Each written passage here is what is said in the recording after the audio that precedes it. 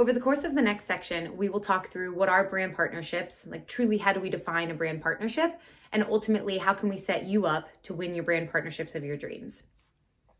Some of the first things to identify are who are you as a brand, and ultimately what do you value? At the end of the day, it's very, very important that you align with other brands, other people, other partners that can help to propel you forward and propel you forward in a way that's authentic to the brand that you're trying to create. Some of the things that we should always think through when we're identifying partnerships that we want to go after are things like, are there any potential conflicts of interest, not only with your personal brand and that brand partnership or the potential brand partnership, but also other brands or other people that brand has already worked with. So take a second, do some research on the brand that you're looking to do a partnership with and make sure that it is truly authentic to you and the values that you have as a brand. And also make sure that there are no conflicts of interest that could later harm your brand versus actually propel it forward. We all know with content these days and with brand partnerships that we can sniff out something that is disingenuous from a mile away. We've all seen it before where you're scrolling on your Instagram feed or your Facebook feed and you come across something that truly makes you raise an eyebrow. And it can be one of two things. It can be something that is so apparently obvious that someone has been paid to say it or paid to partner with this person, or something that just doesn't necessarily feel like it aligns with how you previously had viewed that brand.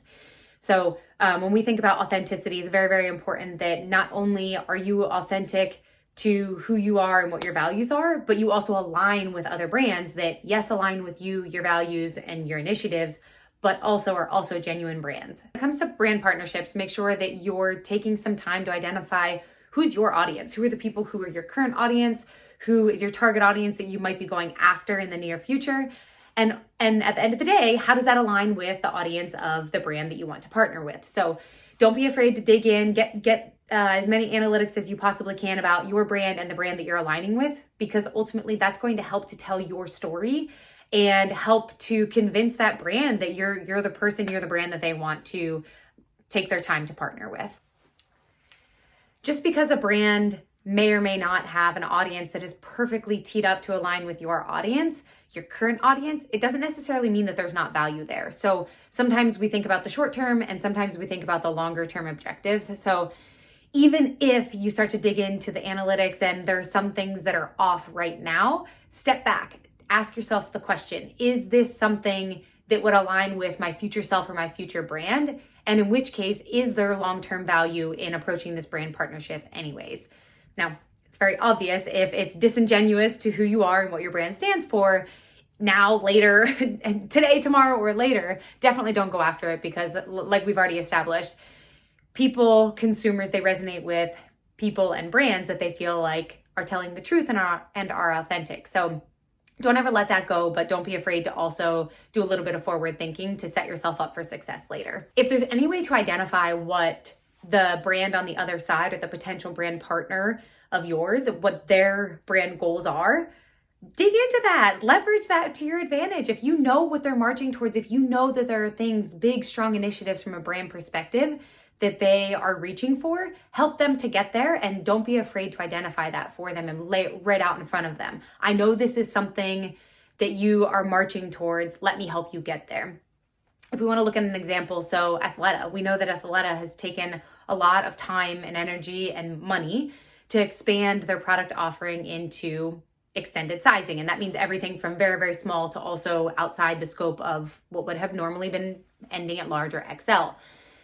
If you know that you align with something, if you happen to be a plus size athlete and that aligns with Athleta and their initiatives, lay it out there for them. Don't make them guess what you are, who you are, and what you stand for. Make it easy for them to identify the fact that you would be a great brand partner, not only because you are who you are and your brand is what your brand is, but also your values and your initiatives are very aligned. I would go out on a ledge and guess that because you are an athlete, you're a goal-oriented person. You set goals, you accomplish goals, and you know what you need to do in order to get from point A to point B in order to get to said goal. Brand partnerships are no different. There should be mutually agreed upon things between you and the brand to make sure that you know what they're expecting of you and ultimately what you're expecting of them, and that both of you can walk away knowing that you either did or didn't meet the mark. So when you're forming these brand partnerships, take a second to ask them, what do you expect of me? And that would also open the door for you to say to them, here's what I expect in return. At the same rate, sit down and put pen to paper with those brand partners on the other side and identify very strongly and clearly what the expectations are. Because like I said, my guess is as an athlete, you're a goal-oriented person and you're good at following a plan. So be a great partner. When they take a risk on you, make sure that you show up as the best possible partner that you possibly can and make it easy for them to want to partner with you again in the future. Talking about expectations on both sides, make sure that you take the time to understand your creative liberties and where the brand stands in regards to those creative liberties. So if they're a brand that's pretty conservative and they are, let's say Nike, for example, that really values creativity within the scope of their brand and things that are authentic to them, and assuming that we're not offending other people, take it as an opportunity to ask them, would I be able to do X, Y, and Z? Put some creative concepts in front of them. The brand wants you to be successful. Keep that in mind, that the person on the other side who voted for you, who gave you their budget, they want you to be successful because ultimately you're making their job easier and you're propelling their brand forward towards whatever goals they have on their side. So just ask the question. You know what everyone says about making assumptions, so don't make any assumptions. The brand partner is there for you, whether it be an email or a Slack or a text message or a phone call, whatever you need to do to align with the brand partner to fully understand before you go spend your hard-earned time and money to create content or to get to a speaking engagement. Be on the same page about what creative freedom you have and make sure that you stay within the guardrails of what you two have agreed upon. The other thing that we're going to take some time to dig into is brand reputation. We have already established that your brand and your reputation are gold to you. And we can and we should hold that on a pedestal, knowing that at the end of the day, that's really, really what you're selling here is the authenticity of your brand. What's the brand partnership look like on the other side? What is their brand known for? What are the things that you can help them to gain more recognition in potentially an ancillary category or amongst a set of consumers that they're trying to reach that they haven't gotten to yet? So don't always sell yourself short. Don't assume that you're not bringing something to the table too, because yes, this brand is partnering with you. And yes, hopefully you're dating up in a way that this is a brand much, much bigger than yours that can help to give your initiative the light of day. But don't sell yourself short. Know that you're bringing something to the table for them as well. Otherwise, they would have never done it. As we're talking about all of the positives of brand partnerships, which there are many, and we won't even begin to scratch the surface on all of the ways that we believe brand partnerships are powerful from a brand perspective and also just from growing your audience and frankly, gaining some credibility in the space, there are some potential downfalls. You know, we already talked a little bit about understanding the KPIs and understanding what the expectations are, but sometimes when those details start to sort themselves out, the juice isn't worth the squeeze. And we have to be ruthless. We have to be ruthless with our time, and we also have to be ruthless with the way that we spend our energy. And so even if your dream brand says that they'll partner with you, only and only under the guise of a certain set of obligations that just don't simply work for you, because maybe they're asking so much that what they're giving back to you isn't even worth it, don't be afraid to walk away. It doesn't mean that you'll never ever get that opportunity with them again. And it doesn't mean that today is the final nail in the coffin for you and that brand. In fact, they'll probably respect the fact that you're able to step back and from a business perspective, remove some emotion and ask this really, really tough question.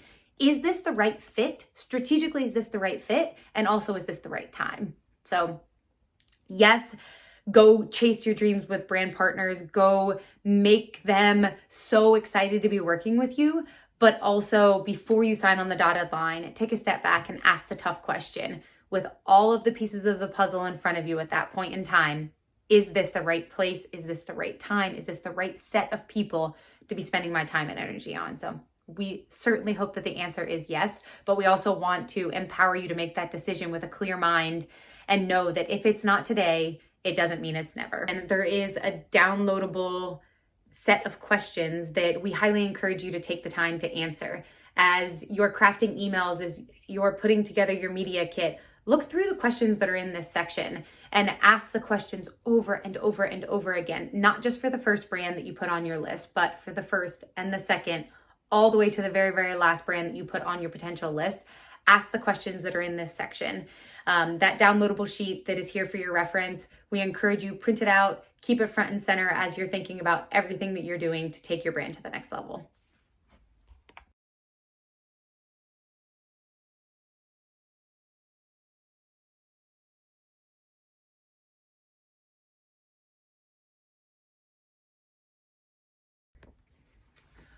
Over the course of the next section, we will talk through what are brand partnerships, like truly how do we define a brand partnership, and ultimately how can we set you up to win your brand partnerships of your dreams.